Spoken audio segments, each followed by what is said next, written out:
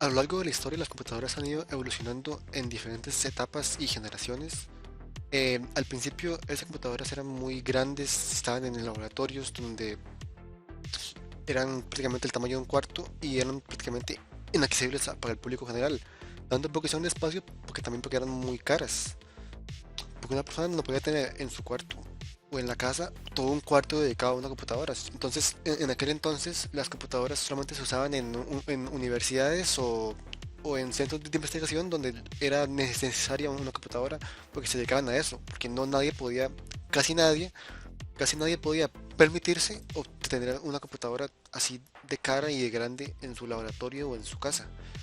Por- pero conforme fue evolucionando el hardware, llegó un punto donde los procesadores se fueron cada vez más pequeños y nacieron las microcomputadoras. Estas eran computadoras más pequeñas, que eran como el tamaño de un refrigerador prácticamente, y que eran más accesibles para el público, para un público más amplio del que había originalmente.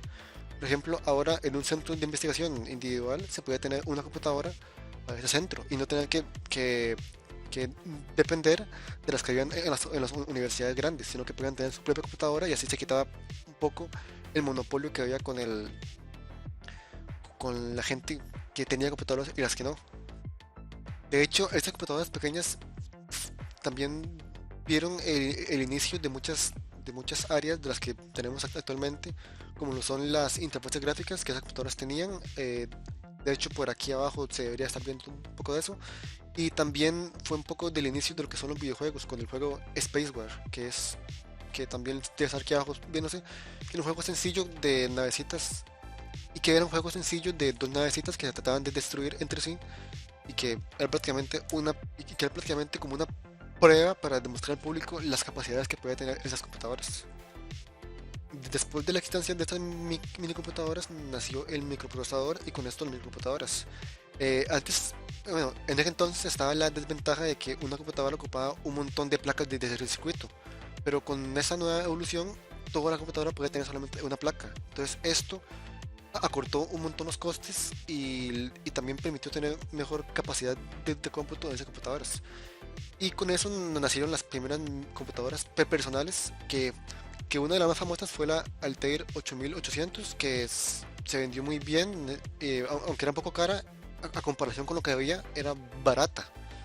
El problema es que aunque se dice que era la primera computadora abierta al público, no era tan amigable con el usuario porque se manejaba con botones y con palancas que era subir abajo y ya está, y que se usaba en código máquina, algo que aún ahora es algo que casi nadie usa porque es muy difícil de usar y es muy poco amigable. Y con esto, y aunque si bien estas se llaman las primeras computadoras personales, no eran tan, tan amigables con el público porque estas se usaban prácticamente para la gente que era muy experta o que sabía mucho del tema, porque se usaban en código máquina y la forma de interactuar con el usuario era con palancas y con botones que eran demasiado bajo nivel para que incluso mucha gente que sabía mucho de computadoras le era complicado usarlas.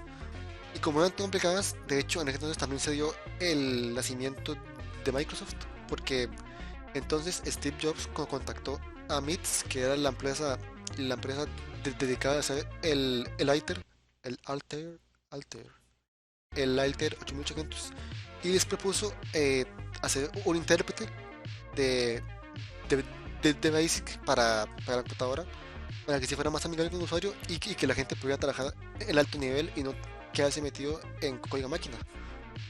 Y el intérprete lo que hacía era, conforme el programa se ejecutaba, iba convirtiendo las instrucciones de Basic a código máquina conforme se codían. No como un compilador que lo convierte todo de un solo, sino que es un intérprete lo que hace es ir línea por línea, eh, traduciendo, interpretando las líneas de ese programa de alto nivel a código máquina. Entonces MITS aceptó la propuesta de Microsoft y les pidió una prueba del programa. Algo muy curioso de esto es que el programa se hizo prácticamente en un par de semanas y de hecho terminaron de escribirlo en el avión cuando iban a demostrarlo. Entonces, y se dieron cuenta que funcionaba al mismo tiempo que MITS. Entonces MITS vio el programa, lo aceptó y con eso nació Alter Basic, que fue el primer producto comercial de Microsoft. Pero algo que tenían esas computadoras también al principio es que eran usted le daban las partes y usted se tenía que encargar de construirla. Y esto no era tan amigable con el usuario como debería de ser. En eso nació el grupo llamado el Homebrew Computer Club, que se dedicaban que eran prácticamente aficionados de la computación, que buscaban formas de mejorar estos sistemas y mejorar la computación en general en ese entonces. Con esto en este grupo estaban Steve Wozniak y Steve Jobs, que juntos desarrollaron el Apple I, que fue la primera computadora de Apple, pero esta, al igual que el Altair 8800, se tenía que ser ensamblada por el usuario. Entonces, tenía que ser ensamblada por el usuario. Entonces, venía en partes y uno como usuario se lo tenía que armar, no venía ya prehecha. Y por esto, al principio, estas computadoras estaban más dedicadas a la gente que sabía, a los aficionados de computación, y no tanto al público en general. Pero luego, en 1977, nació lo que se llama la Trinidad del 77, que fueron tres computadoras que cambiaron todo respecto al, al mercado de computadoras personales, porque fueron demasiado famosas. Entonces están el Commodore PET, el Apple II y el TRS-80. Y algo ventajoso es que estas computadoras venían con... El Apple II, por ejemplo, ya venía ya hecho. Entonces eso era algo más amigable con el usuario.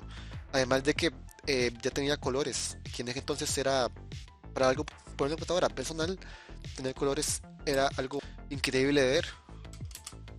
Y de hecho el Apple II fue la computadora que hizo que Apple se disparara y que se convirtiera en la empresa que es hoy, porque fue las raíces de la empresa, más que el Apple I, que no fue tan exitosa como fue el Apple II, que se vendió por millones. Sí, luego tenemos el 380, que no era tan potente ni tan moderna como puede ser el Apple II, pero tenía la ventaja de que costaba la mitad de lo que costaba el Apple II. Entonces también eso lo hacía mucho más accesible por las personas por el bajo precio que tenía. Y luego tenemos el Commodore PET, que tenía un diseño muy moderno, que tenía la pantalla y el teclado y la computadora en sí, todo en una sola pieza.